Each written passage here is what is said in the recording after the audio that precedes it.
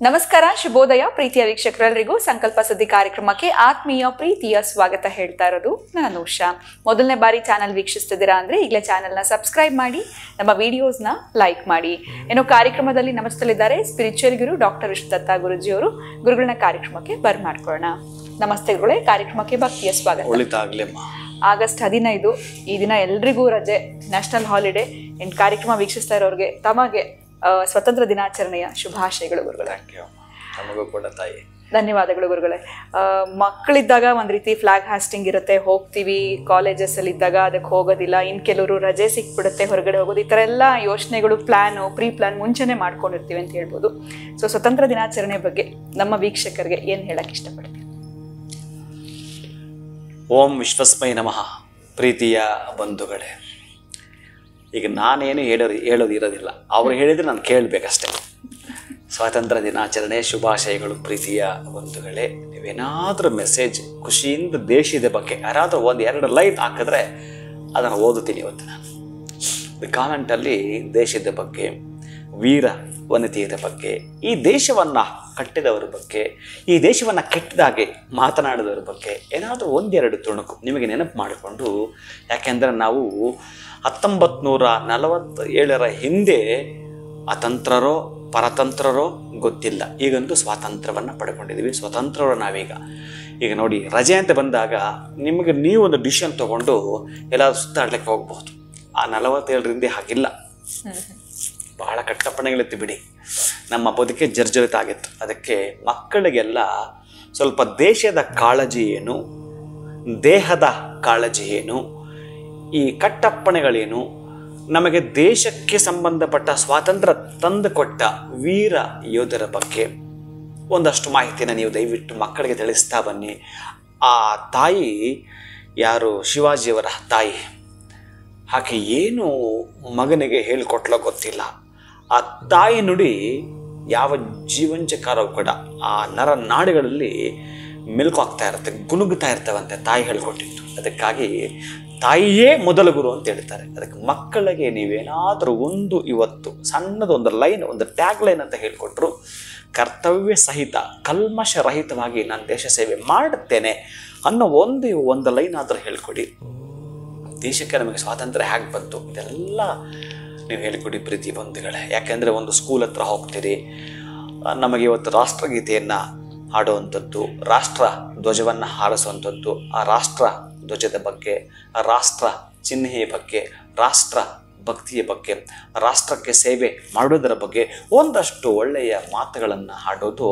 ಆವಾಗ ಬಹುಶಃ ಕೇಳಿಸ್ಕೊಳ್ತಲ್ಲ ನಿಮ್ಮ ಮಗು, ಬಹುಶಃ ಆದರೂ ಆದೀತು ಭಾರತ ರತ್ನವಾದದ್ದು ನಿಮ್ಮ ಮಗು. ನನ್ನ ಪ್ರೀತಿಯ ಬಂಧುಗಳೇ, ಯಾಕೆಂದರೆ ತಾಯಿಯ ಮೊದಲ ನುಡಿ, ಆವಾಗ ಆ ಮಗುವಿಂದ ಬರತಕ್ಕಂತಹ ತೊದಲ ನುಡಿ ಇದೆಯಲ್ಲ, ಈ 2 ಅತ್ಯಂತ ಅನುಭೂತಿಯನ್ನು ಕೊಡುವಂಥದ್ದು.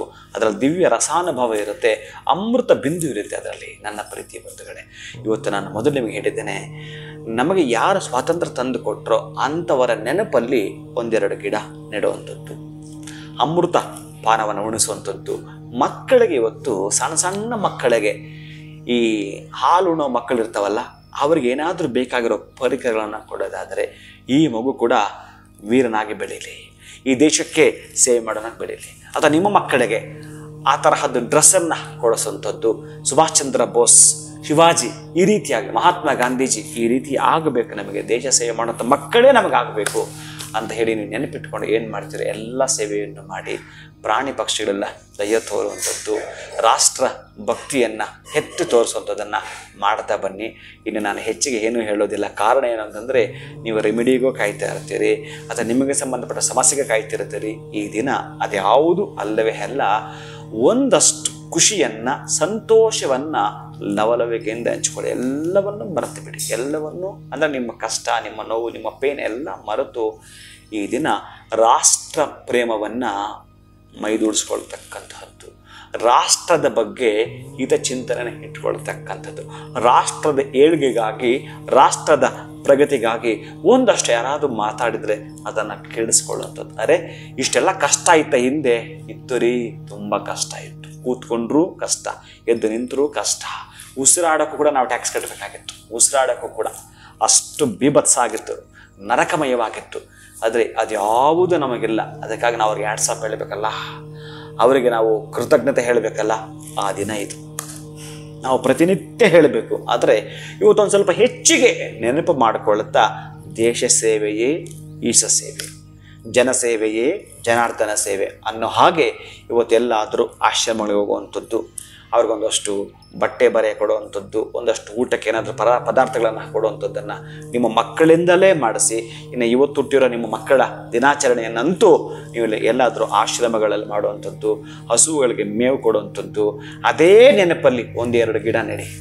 ಅರೆ ನಾವು ನಮ್ಮ ಮಕ್ಕಳ ದಿನದಂದು ಹುಟ್ಟಿದ ದಿನದ ಈ ಗಿಡ ನೆಟ್ಟಿದ್ವಿ ಅಂತ ನಿಮಗೆ ಇನ್ನೊಂದು ವರ್ಷಕ್ಕೆ ಜ್ಞಾಪಕ ಬರಬೇಕು. ನೋಡ್ತಾ ಬನ್ನಿ.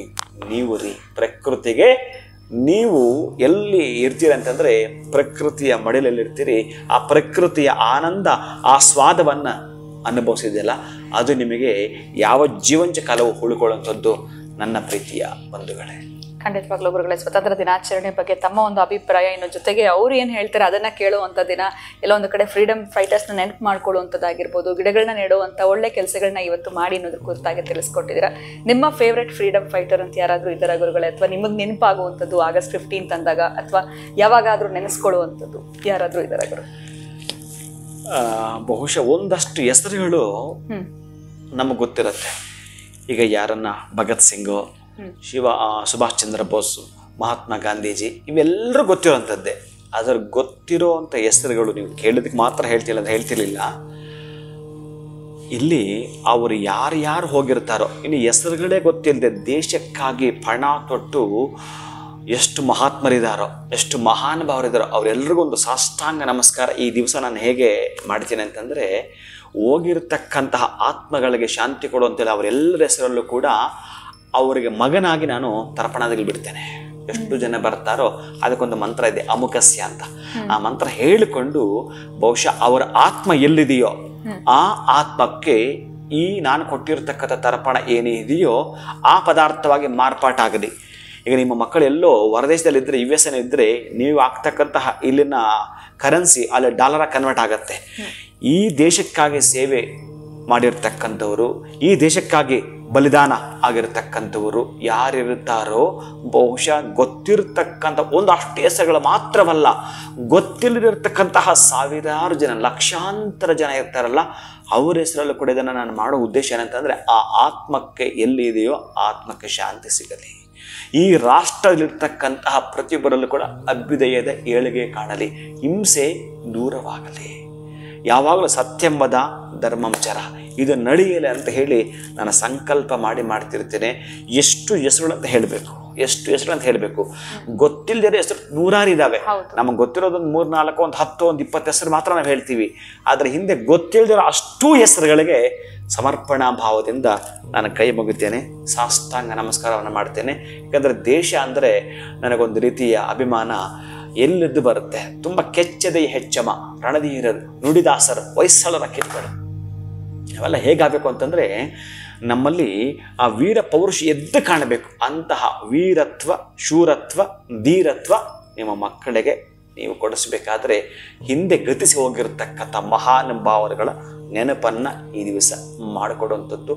ನಾನು ಮಾಡುವಂಥದ್ದು ನೇರವಾಗಿ ಹೇಳ್ತಿದ್ದೇನೆ, ಒಂದಷ್ಟು ಹೆಸರುಗಳಂತಲ್ಲ. ಯಾರ್ಯಾರು ತೀರಾ ಸಣ್ಣವರು ಅಂದರೆ ಅವರ ನಾಮ ಎಲ್ಲೂ ಕಾಣಿಸ್ತಾ ಇಲ್ಲ, ನಾಮ ನಿರ್ದೇಶನ ಇಲ್ಲವೇ ಇಲ್ಲ, ಅವರನ್ನು ಕೂಡ ನೆನಪು ಮಾಡಿಕೊಡೋ ದಿನ ನನಗೆ, ನನ್ನ ಪಾಲಿಗೆ ಈ ದಿನ ಸುವರ್ಣಾವಕಾಶದ ದಿನ ಅಂತ ನಾನು ಹೇಳ್ತೇನೆ ನನ್ನ ಪ್ರೀತಿಯ ಬಂಧುಗಳೇ. ಖಂಡಿತವಾಗ್ಲೂ ಗುರುಗಳೇ, ನಿಜಕ್ಕೂ ಬಹಳ ಒಳ್ಳೆ ಕೆಲಸ ಮಾಡ್ತಿದ್ದೀರಾ. ಬಹುಶಃ ಈ ವಿಚಾರ ನಮಗೆ ಗೊತ್ತಾಗ್ತಾನೆ ಇರಲಿಲ್ಲ, ಏನೋ ಕೇಳಿದ್ದಕ್ಕೆ ಆ ಉತ್ತರ ಬಂತು ಅಂತ ಭಾವಿಸ್ತೀನಿ. ಇನ್ನು ವೀರ ಹೋರಾಟಗಾರರನ್ನ ಹೇಗೆ ಇವತ್ತು ನಾವು ಮೆಲುಕು ಹಾಕಬೇಕು, ಹೇಗೆ ನೆನೆಸ್ಕೊಳ್ಬೇಕು ಅನ್ನೋದ್ರ ಬಗ್ಗೆ ತಿಳಿಸ್ಕೊಟ್ರಿ. ಧನ್ಯವಾದಗಳು, ನಮಸ್ಕಾರ. ಹರೇ ಶ್ರೀನಿವಾಸ. ಮತ್ತೊಮ್ಮೆ ಕಾರ್ಯಕ್ರಮ ವೀಕ್ಷಿಸ್ತಾ ಇರುವ ಸಮಸ್ತ ವೀಕ್ಷಕರಿಗೂ ಸ್ವತಂತ್ರ ದಿನಾಚರಣೆಯ ಶುಭಾಶಯಗಳು. ನಮಸ್ಕಾರ.